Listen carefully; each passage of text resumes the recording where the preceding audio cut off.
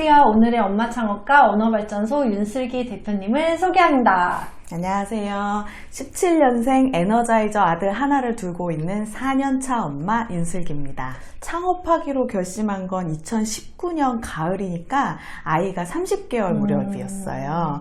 본격적인 서비스는 올해 하반기 런칭을 목표로 하고 있습니다. 작년 10월에 언어발전소 유튜브 채널을 먼저 개설을 해서 언어치료에 대한 올바른 정보를 전달하고 저희 서비스를 필요로 하는 분들과 소통하고 있습니다. 언어발전소 유튜브가 벌써 구독자 1000명을 넘기셨더라고요. 축하드립니다. 이게 1000명 넘기기가 쉽지가 않은데 언어치료에 대해서 관심 갖고 필요로 하시는 분들이 너무 많은 것 같아요. 전 사실 이 언어치료 분야가 너무 생소하거든요. 언어발전소 소개 좀 해주세요. 네, 저희 언어발전소는 뇌졸중이나 외상성 뇌손상 후유증으로 의사소통에 어려움을 갖게 된 분들과 성인 전문 언어재활사를 1대1로 매칭해주는 플랫폼입니다. 언제 어디서나 누구나 인터넷만 연결되어 있으면 화상으로 실시간 언어치료가 가능합니다. 어떻게 언어치료 분야로 창업하실 생각을 하셨어요? 그 언어치료 탄생에는 두 가지 배경이 있어요. 첫 번째는 당시 제가 꽂혀있던 연구 주제고요. 두 번째는 언어치료사인 동생의 경험에서 나온 고민이 만나면서 창업 아이디어를 떠올리게 됐어요. 먼저 제가 2019년 스위스에서 개발학을 공부하던 때 관심 가지던 주제가 있었어요. 기후변화의 영향은 모두에게 공평하지 않다는 건데요.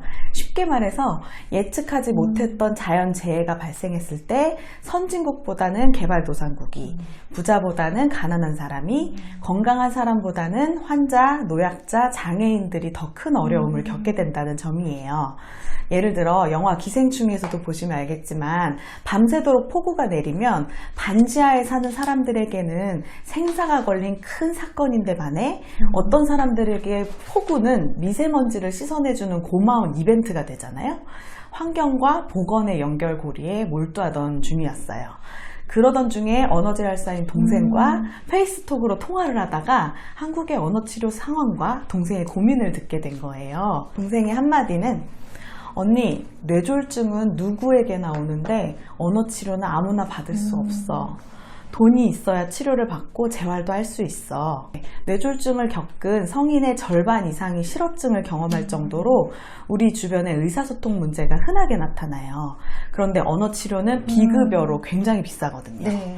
매일 아침 저녁으로 언어재활을 받아도 뇌질환 발병 이전 수준으로 언어 능력이 회복되기가 쉽지 않은데 치료 비용이 비싸고 접근성이 떨어져서 치료를 자주 받을 수 없고 결국 언어치료를 포기하는 사람이 많아진다면 사회적으로 큰 손실이라고 생각했어요. 그렇다면 좀 더 합리적인 비용으로 상주 언어치료사가 없는 작은 병원에 입원해 있는 환자분들도 언어치료를 매일 받을 수 있게 하는 방법이 있지 않을까 고민해보니 창업이 가장 빠른 방법이었어요. 네. 그럼 언어치료를 그 기존과 어떻게 다르게 제공하시게 되나요? 물리치료나 작업치료 같은 경우에는 스킨십이 필요한 경우가 많기 때문에 대면 치료가 불가피해요. 하지만 언어는 말이라는 특성상 물리적인 스킨십이 필수적이지 않다는 특징이 있어요. 그래서 해외에서는 텔레 리해빌리테이션이라고 해서 원격 재활에 대한 효과들이 사례가 좀 있더라고요. 그래서 실제로 화상통화로 언어치료를 하는 곳도 있고요. 특히 우리나라는 문맹률은 세계 최저를 기록하고 스마트폰 보급률이 세계 최고인 IT 강국이 아니겠습니까? 맞습니다. 우리의 서비스가 실제로 환자들에게 도움이 될 수 있을지 확인해 볼 수 있는 최적의 환경이라고 생각했어요. 그럼 이 언어발전소 창업하시기 전에는 어떤 일을 하셨어요? 네, 제가 대학에서는 생물학을 전공했어요. 그래서 프랑스로 어학연수 1년 동안 갔는데 북아프리카 출신 아랍계 이민자들이 사회에 마이너리티로 머무는 걸 보고 왜 그런지 궁금했어요. 사실 당시에는 20대 초반이라 그냥 단순히 인종 문제나 문화 차이 때문이지 않을까라고 생각을 했는데 그렇다면 그 문화를 내가 직접 경험해보고 해결책을 찾아보자 하고 코이카 봉사단에 지원을 해서 이집트에서 2년간 한국어 학부모 선생님으로 봉사를 했어요. 개발도상국에 거주를 하다 보니 교육, 소득, 젠더 불평등이 더 시급히 해결해야 될 문제로 보였고 세상을 변화시키는 일을 하고 싶어서 외교부 산하기관인 코이카에 입사를 했습니다. 거기서는 자신의 전문성을 바탕으로 개발도상국에서 장기 봉사활동을 하고 싶어하는 분들을 선발하고 지원하는 일을 했는데 정부기관의 정책 결정 과정이나 대외 홍보를 직접적 간접적으로 경험하는 기회가 됐어요. 하지만 공공기관의 근무 환경은 저랑 안 맞는다는 결론을 얻고 퇴사를 했습니다. 그래도 빈곤과 불평등, 지속가능한 발전에 대해서 공부하는 개발학이 끌리더라고요. 그래서 아이와 함께 스위스로 유학을 떠났고 앞서 말씀드렸던 것처럼 저의 연구 주제와 동생의 아이디어가 만나서 언어발전소가 태어났습니다. 제가 지난 10년간 경험하고 배우고 믿어온 것을 실제로 현실에 적용시킬 수 있는 기회가 왔다고 생각해요. 아니 이게 경력이 엄청 다이나믹하게 느껴지는데요. 결국에는 이 사회 약자가 겪는 불평등을 개선하는 일에 꾸준히 관심을 가져오시다가 이제 직접 해결에 나서게 되신 과정이 너무 자연스럽게 느껴져요. 그러면 여기서 동생 얘기도 하긴 하셨는데 혹시 공동창업자가 있나요? 네, 지금 언어발전소 유튜브 채널 보시면 진쌤으로 등장하는 게 제 여동생입니다. 아, 진쌤이 네. 동생이셨군요. 네. 네, 동생 같은 경우는 학부, 석사, 직장생활까지 묵묵히 언어치료라는 한 우물만판 전문가, 스페셜리스트고요. 저 같은 경우는 문과형 이공계생의 연구, HR, 홍보, 출판, 프로젝트 매니지먼트, 하물며 유튜버까지 관심 있는 건 다 해본 그러니까 제너럴리스트에 가깝다고 볼 수 있을 것 같아요.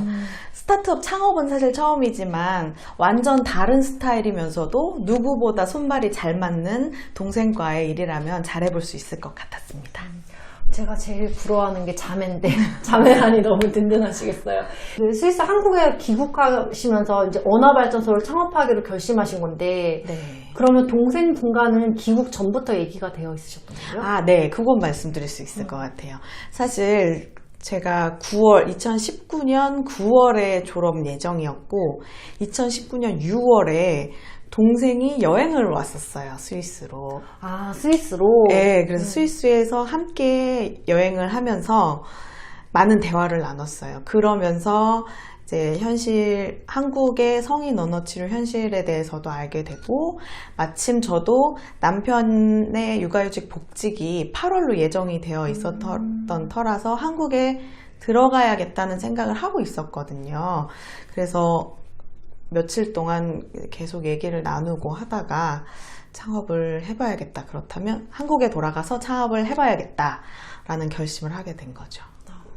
이게 동생이니까 더 얘기하기 편했을 것 같긴 한데 그래도 이게 같이 창업을 해보자 라고 설득하는 게 쉽지가 않거든요. 그리고 동생분도 이걸 공동창업으로 이렇게 딱 나서기도 이제 생업도 있고 한데 맞아요. 부담스러웠을 것 같은데 예. 어떻게 함께하게 되셨어요? 사실 첫 번째 제가 창업을 실행으로 옮길 수 있었던 첫 번째 계기는 남편의 육아휴직 복직과 더불어서 제가 한국에 들어오기로 결정한 것이었고 아까 말씀드렸다시피요.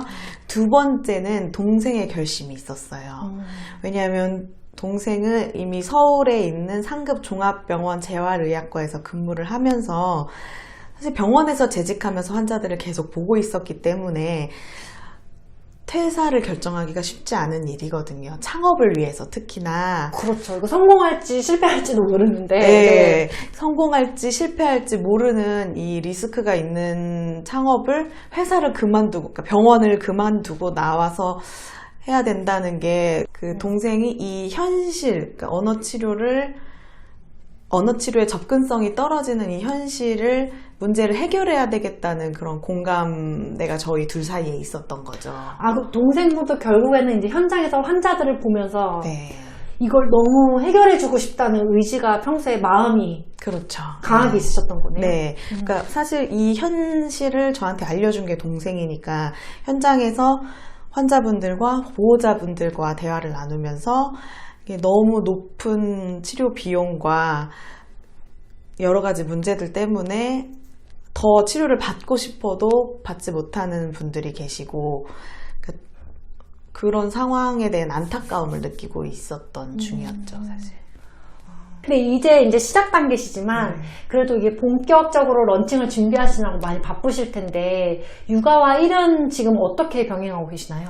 저도 진짜 궁금해요. 다른 분들은 어떻게 육아와 일을 병행하고 계신지. 저는 출산하고 바로 공부를 시작했기 때문에 지난 2년간 육아하면서 틈틈이 공부하는데 좀 트레이닝이 됐다고 생각을 했거든요.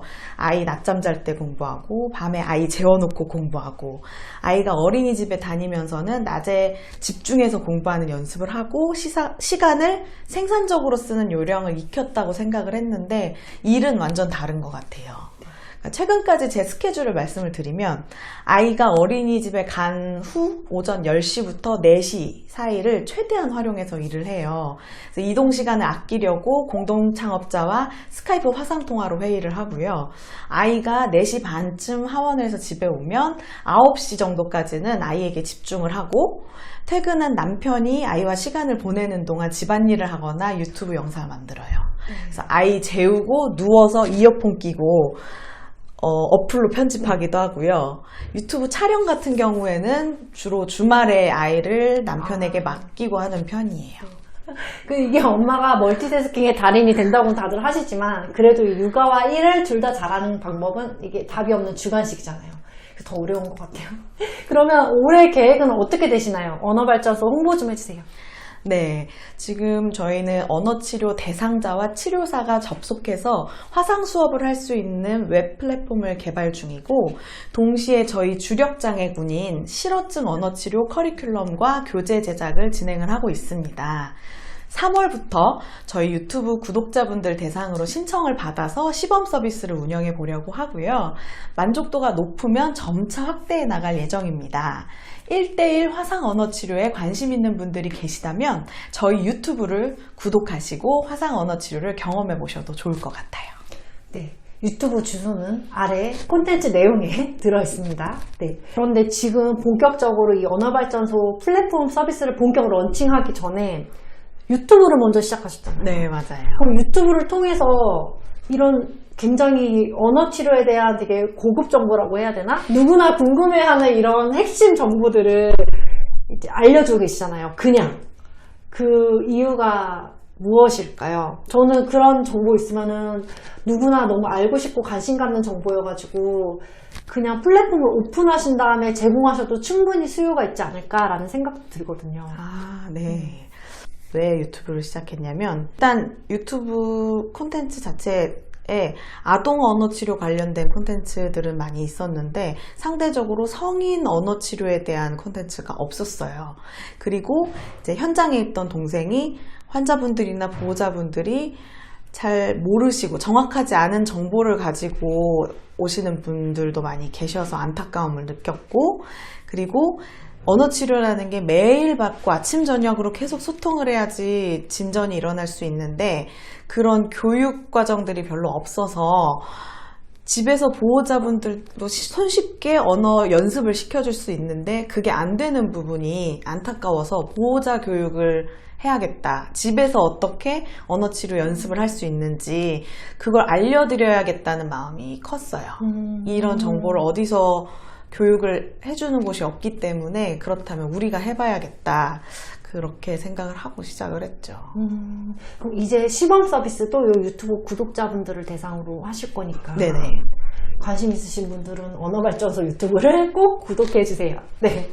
그러면 창업 관련해서 이제 모르는 것도 많고 두려운 것도 많고 막 어떻게 해야 될지 좀 혼란스러운 부분도 있으실 것 같은데 여기에 관련해서 뭐 따로 교육을 받으시거나 뭐 공부를 따로 하셨나요? 없고요. 네. 아시다시피 우리 구글 네. 엄마를 위한 캠퍼스를 통해서 만났잖아요. 네. 그래서 사실 제가 제대로 들은 창업 교육은 구글 스타트업 캠퍼스에서 진행하는 엄마를 위한 캠퍼스가 유일하고요. 거기서 이제 다른 엄마 창업가 분들을 만나고 같이 교류하고 하면서 얻은 것도 꽤 크고요. 네, 따로 창업 강의는 듣진 않았는데, 네. 아, 그러면. 들어야 되나?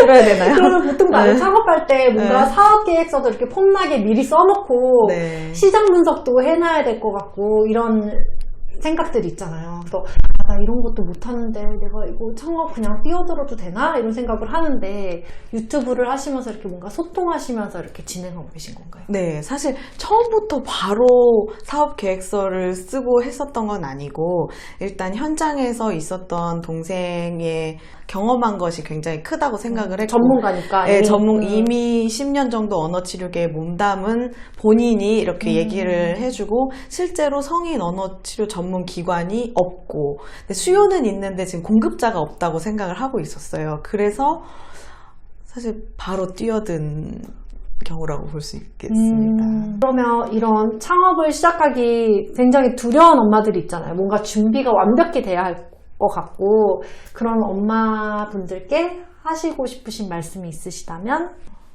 그러니까 제가 드리고 싶은 말씀은 그러니까 저도 사실 앞뒤 재지 않고 이렇게 뛰어드는 타입이어서 그러니까 저는 그냥 너무 고민하고 재지 않고 바로 실행에 옮기는 스타일인 것 같아요.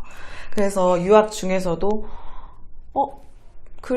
내가 경험한 것들을 글로 공유하고 싶은데 하면 바로 글을 써서 브런치를 오픈을 하고 유튜브 같은 경우도 정말 이런 시장이 없네? 이런 정보가 공개되어 있는 게 없네? 그렇다면 우리가 해볼까? 하고 바로바로 제가 할 수 있는 걸 실행하는 편인 것 같아요. 그래서 저는 만약에 본인이 아이템이 있고 아이디어가 있다면 지금 할 수 있는 것부터 시작을 해보시기를 좀 권유를 드리고 싶어요. 그렇게 하다 보면 기회도 더 생기고 같이 하고 싶어하는 사람들도 생기고 그래서 오히려 더 거기서부터 시작을 더 확장해 나갈 수 있지 않을까. 사실 제가 말씀드리고 싶은 건 이건데 물론 이제 굉장히 창업하셔서 성공한 기업을 일구신 분들한테는 굉장히 저런 애송이가 이렇게 생각하실 수 있겠지만 사실 아이를 낳고 직장을 떠나서 이렇게 집에서 아이를 보면서 조금 두려움을 갖는 분들이 많이 있잖아요. 내가 다시 할 수 있을까? 내가 다시 아이를 낳기 이전처럼 활동적으로 일을 할 수 있을까? 두려운 마음이 있는 분들이 많이 있을 것 같아요. 저도 그랬고요. 사실 나는 공부만 해왔었는데 내가 어떻게 창업을 할 수 있을까라고 생각을 해왔는데 그래도 결심하고 시작을 하면 그 방법들은 찾을 수 있게 되는 것 같아요. 마지막으로 창업을 한마디로 정의하신다면? 저는 발전이라고 생각해요. 더 나은 세상으로 발전하기 위해서 용기 내서 내딛는 첫걸음이요. 과거에는 연봉을 높이고 국민소득을 높이고 양적으로 팽창해야 좋은 발전이라고 믿고 달렸는데 지금은 그게 다라고 생각하지 않잖아요. 요즘은 삶의 질과 환경을 고려하는 지속가능한 발전을 추구한단 말이죠. 이 발전을 이뤄내는 가장 창조적인 방법이 창업이라고 생각해요. 그리고 언어 장애를 걷어내고 개인과 사회가 발전할 수 있도록 하는 게 저희 언어발전소의 역할입니다. 네, 오늘 언어발전소 윤슬기 대표님이었습니다. 감사합니다. 앞으로 엄마 창업가들의 이야기가 더 궁금하시다면 구독과 좋아요 눌러주세요. 이거 해야 되는 거죠? 해야죠.